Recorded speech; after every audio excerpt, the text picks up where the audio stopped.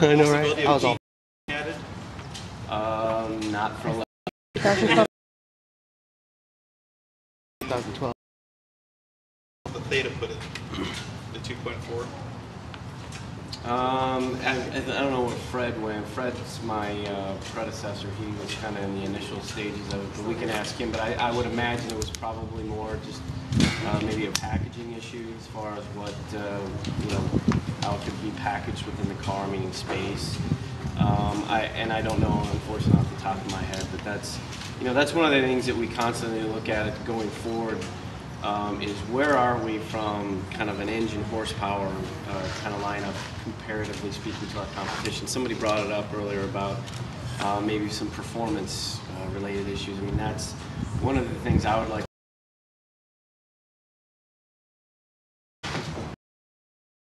that on the sport model or something along those lines, and maybe even an all-wheel drive option, not only from a performance standpoint, but I mentioned earlier just about the versatility of the car.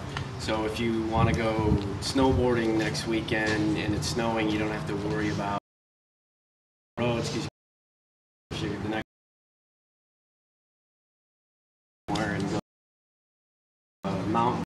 You've got that security of the all-wheel drive functionality as well. So I think those are two things for me personally that I in the radar. And it gives us a competitive.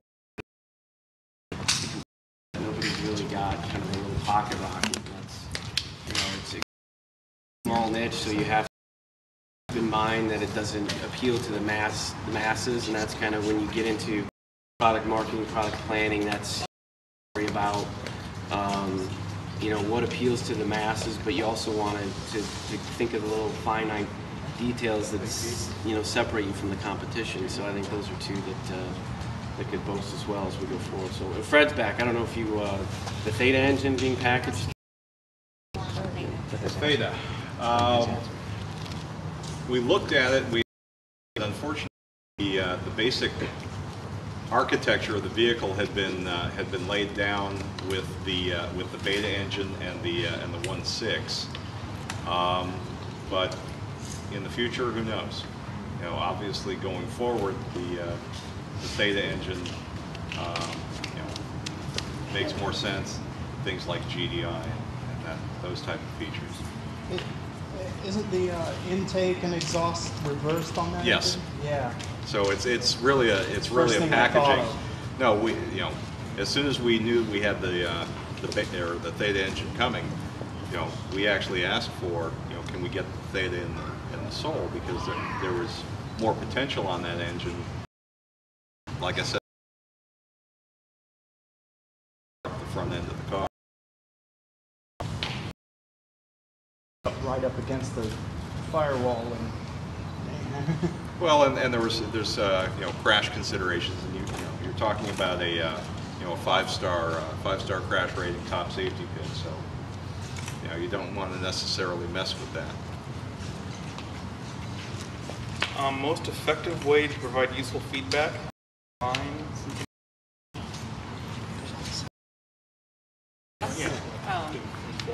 Everything. We are always hungry for that. I'll speak to that. I think anybody else can chime in, but we feel like we never get enough of it. I mean, we feel confident in the directions we're going, but you can't. You really need the feedback from the people that are actually living and breathing the vehicles all the time, and we're not always able to participate in groups of forums that may happen around the country, just with our work and such.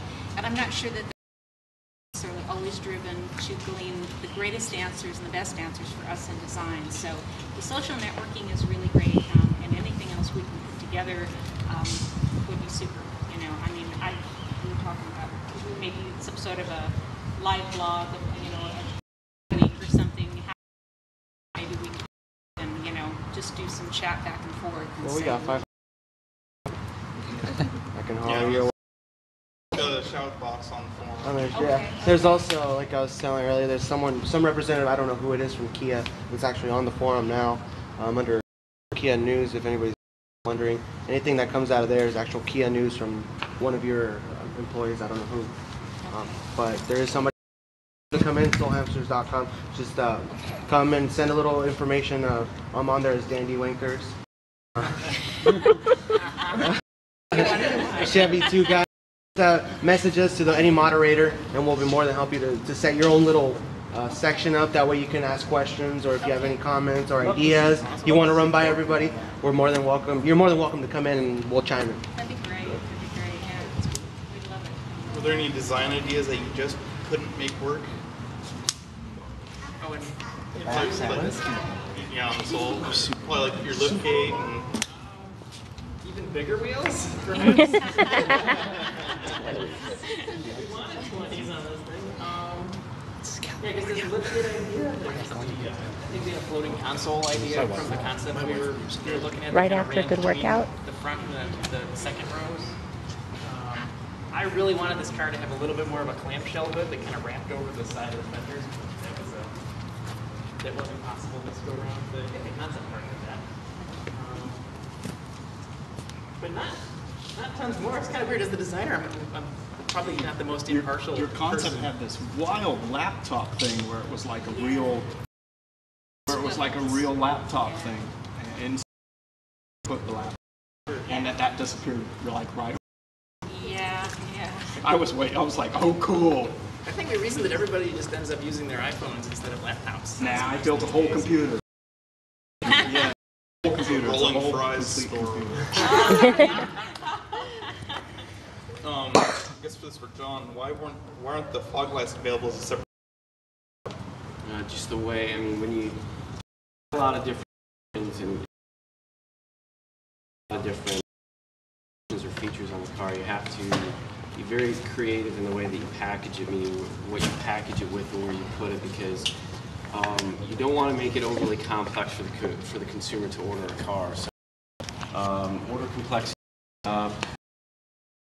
the options, but we also need to be mindful that if you've got 1,000 different orderable combinations on a car, that puts a lot of stress on the production system itself as far as suppliers, parts, those types of things. So we try to, and Fred, I'm speaking on behalf of Fred, be mindful of, we have got a lot of data. What are fog lamps? How do fog lamps? Do they like them?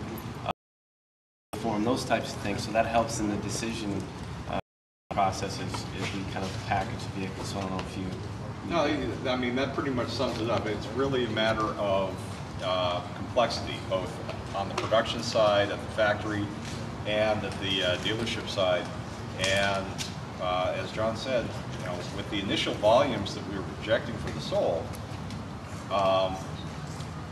our sales team and our distribution team were saying, hey, keep the complexity low, and that's why we kept it relatively simple.